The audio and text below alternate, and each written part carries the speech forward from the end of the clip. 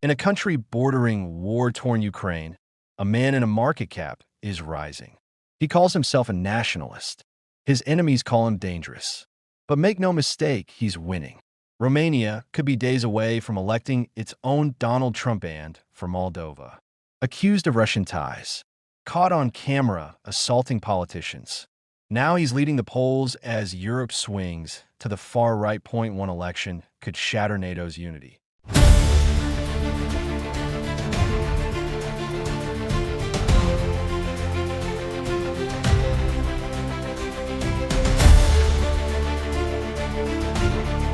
The political landscape of Europe continues its rightward shift as Romanians head to the polls in a presidential election that could propel ultra-nationalist George Simion to power, leading in the opinion polls.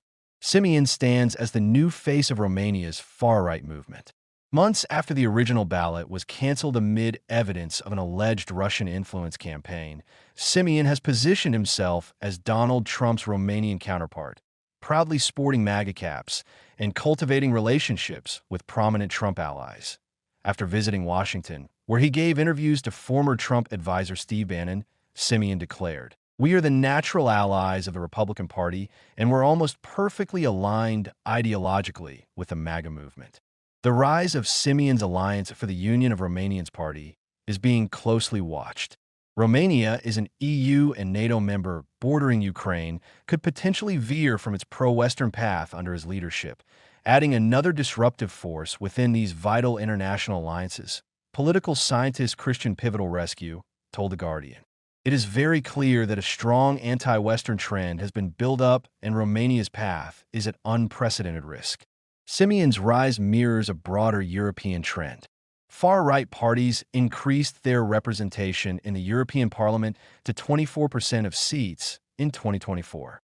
Austria's Freedom Party won their national parliamentary election in September 2024, marking the first far-right national victory since World War II. Far-right parties now participate in governments across 7 European countries. Born in Romania's Focșani in 1986, George Simion cultivated his political identity through nationalist activism.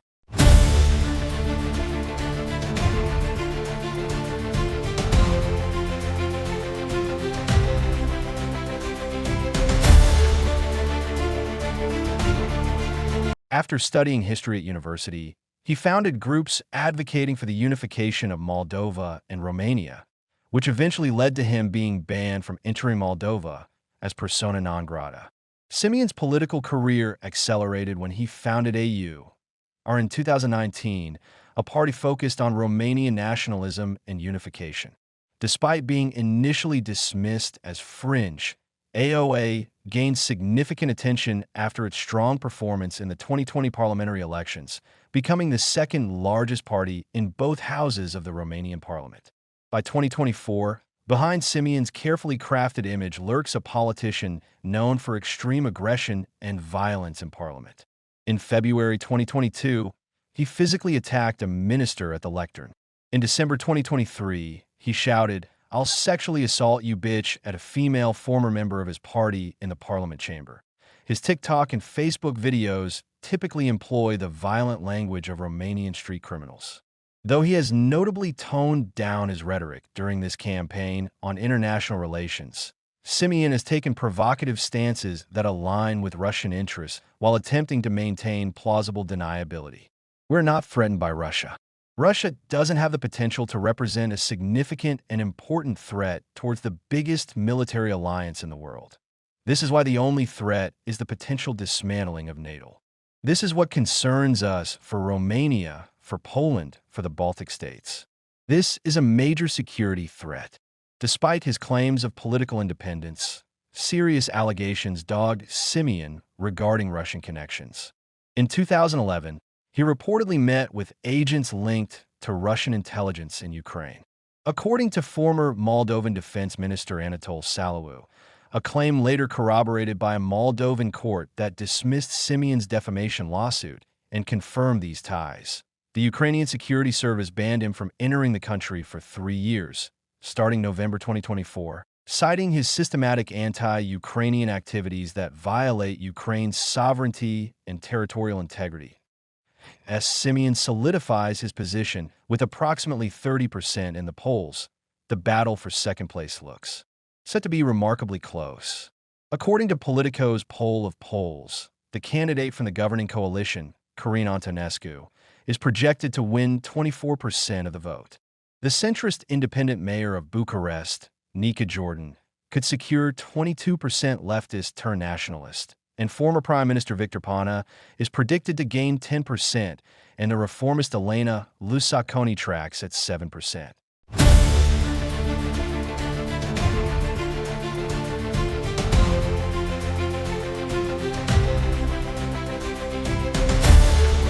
The question troubling pro-European Romanians is which candidate stands the best chance of defeating Simeon in a runoff?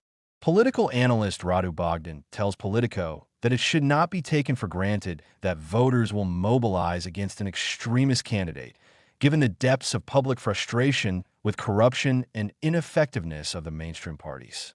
Simeon is the main representative of a strong anti-system feeling in Romanian society. So it remains to be seen if those who are not necessarily in favor of the system, but are looking for more mainstream options, manage to impose themselves against the anti-system wave. Former PNL leader Corinne Antonescu appears well-positioned to make the second round. His three-party support could be both an asset and a liability. While it provides a broad voter base and party machinery nationwide, it's difficult for a single candidate to appeal to supporters of three individual parties that have typically been enemies. Nicosia Dan, the Bucharest mayor since 2020, draws substantial support from large urban areas among highly educated and well-off voters. However, his appeal diminishes outside major cities. Political analyst Estefi React told Politico he's missed the chance to address messages to people in the rural areas, to people in smaller cities, and people with low income. Romania already held a presidential election last November, but the result, which saw ultranationalist Kellen Georgescu, leaped to a shock. First-round victory was annulled over Russian interference concerns, according to Romanian intelligence reports. Foreign actors had manipulated social media platforms, especially TikTok, to benefit Georgescu, who is critical of NATO and opposes Romanian support for Ukraine against Russia's invasion. Intelligence reports indicated the campaign was likely orchestrated by Russia, though Moscow denied any involvement. This cancellation provoked fierce criticism from hard-right politicians worldwide.